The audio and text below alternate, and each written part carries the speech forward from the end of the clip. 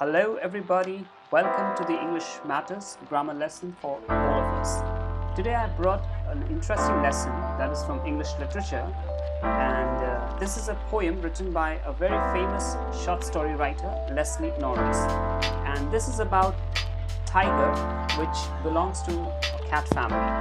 Now, this is a great matter of concern because the numbers of tigers are decreasing like anything, and if we don't take an action in the right moment, we soon going to just see that there is not a single tiger left on this planet Earth. So it is our responsibility, because saving such a beautiful animal, tiger, which we have midst of us. If you look the statistics, we have just few thousand of tigers left in the entire world. So it's high time that we start taking initiative and show our great concern to save such a beautiful animal which we have been given unto us. So let's start with the introduction of the poet first. This is Leslie Norris. His full name, George Leslie Norris, and he was born on 21st May 1921, died on 6th April 2006. He was a prize-winning Welsh poet. Welsh is a small country kingdom, and his short story writer. His famous works include Finding Gold, Ransoms. Now, he was such a poet that who had a great concern. We really loved this animal, and he was so much heartbroken inside that through this poem you would get the pain and get his attachment with this animal tiger. So let's read from the poem first, and after we're done with the reading, we'll try and explain the poem in details. Okay, so here, tiger. He stalks in his vivid stripes the few steps of his cage on paths of velvet quiet in his quiet rage. He should be lurking in shadows, sliding through long grass near the water hole where plump deer pass. He should be snarling around houses at the jungle's edge, the white fangs his claws terrorizing the village. But he is locked in a concrete wall, rather cell, his strength behind bars, stalking the length of his cage, ignoring visitors. He hears the last voice at night, the patrolling cars, and stares with his brilliant eyes at the brilliant stars. By Leslie Norris. So I'm going to explain this poem stanza wise. So let's start with stanza number 1. Okay, so look at, I have highlighted, or rather I have colored few words, and you need to know the meanings of these words first, so that it will help you to understand the context, understand the message that the poet wants to convey through this particular stanza. So you got the word stalks. Stalks means when you pursue or approach very closely, quietly, stealthily. Vivid, bright. Paths. Paths is a fleshy underpart of an animal's foot or a human finger. So that paths. Okay. So he says he stalks in his vivid stripes. Who is here? Of course, it is tiger. Now it says the tiger stalks, but it means it's walking very slowly, stealthily, as if no one is watching, in his vivid stripes. And definitely tiger is a striped animal. It has got black stripes on yellow body. So he stalks in his vivid stripes the few steps of his cage on paths of velvet quiet in his quiet rage. Now here there's complete different scenario. He should be going after its prey, but look at this. Right now the tiger is kept inside a cage, and he is just a helpless animal. When you keep the tiger in a cage, it becomes as helpless as nothing.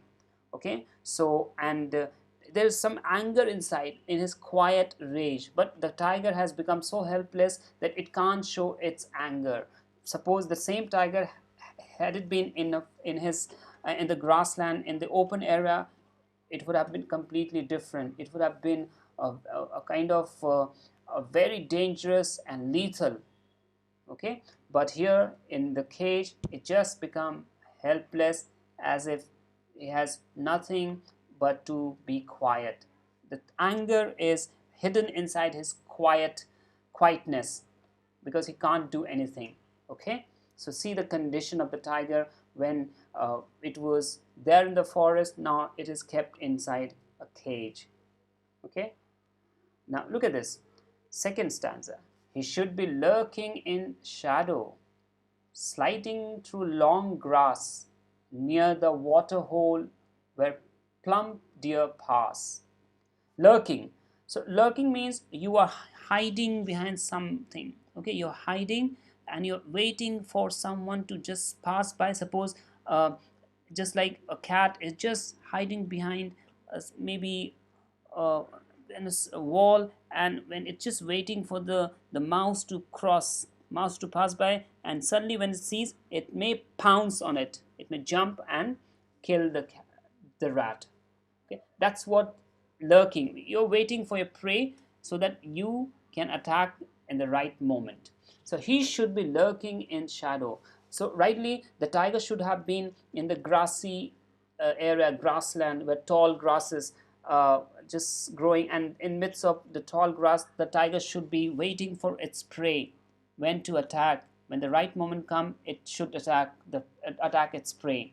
But what is happening here? Sliding through long, that is where the tiger should have been, near the water hole, near any water body. Water hole means like a puddle of water, you can say. Water hole, where it's a stream sort of thing where drink water from. Okay, so the tiger should have been in those places where plump deer pass. Okay, so where he can just get those deer whom he can attack and make his food. Okay, with whom he can eat. It should have been like that. Okay, so it shows that the tiger should have been there, walking and waiting for its prey closely, and the right moment he could have attacked those deer who comes to drink water from the water body. Okay, the tiger should have been there, but what is happening? He should be snarling round houses at the jungle's edge, his white fangs, his claws terrorizing the village.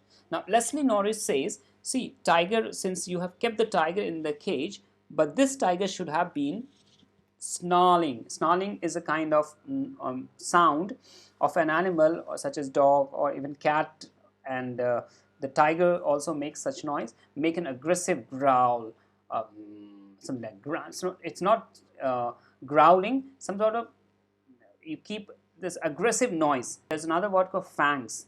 Fangs, it is large, sharp tooth, especially a canine tooth of a dog or wolf or tiger. So bearing his white fangs, his claws terrorizing the village. Okay, so it means, it says that the tiger should have been making that aggressive noise around the houses at the jungle's edge. Though the tiger should have been in those places, maybe causing terror among, creating terror among those villagers. Should have been there in the open space, and bearing his white fangs, his claws, ready to attack with its sharp tooth and his claws. So that's how tiger should have been. But what is the condition now? But he is locked in a concrete cell, his strength behind bars, stalking the length of his cage, ignoring visitors. But see, tiger has become a kind of something where people go and just look at them. So they have become a medium of entertainment. Just look at the condition. Can you imagine that if you become a medium of entertainment, where people come and just look at you, and so what is the identity? So tiger has lost its identity like anything, because now it's locked in a concrete cell. It's behind the cage, and his strength behind bars. Now the freedom the tiger had enjoyed once, it's all taken away. now stalking the length of his cage. It can't do anything, just only can do stalking, pursue, just he can just walk quietly up and down the cage, ignoring visitors. So when the people come to see this or this wild tiger, the tiger is helpless and he has to just keep walking and ignoring. He's not bothered. He just ignores the visitors because he can't do any harm to them because it says inside the cage. So that's it. So that's how this cat family, the tiger, was once when it was in the forest, in the woodland, and okay. But now it's a pathetic situation that tiger is in, because who has made this situation uh, so much difficult for them? It's us, it's humans. So we need to really give a thought. Now he hears the last voice at night, the patrolling cars, and stares with his brilliant eyes at the brilliant stars. Patrolling is those people who are into security work. They just keep watch over an area by regularly walking or traveling around it. They are so he hears the last voice at night. So when the tiger is in the cage, he can see the people who come to see that land area where the cage uh, is okay, is there problem. So they come to check the safety and security of the place. So he can see them and stares with his, and you just can look at them with his sparkling eyes, brilliant eyes, those sparkling eyes at the brilliance, and he can only see the stars above in the sky. So can you see, this is what he can do, nothing else. Only he can see things around, but he can't act. So that's the condition of the tiger is. So really, when Leslie Norris wrote this particular poem, he was so much concerned about the condition of the tiger that really wanted to give a thought, and he brought this issue so strongly that we humans need to take call and we need to come forward for the safety of the tiger, and we must message of the poem that George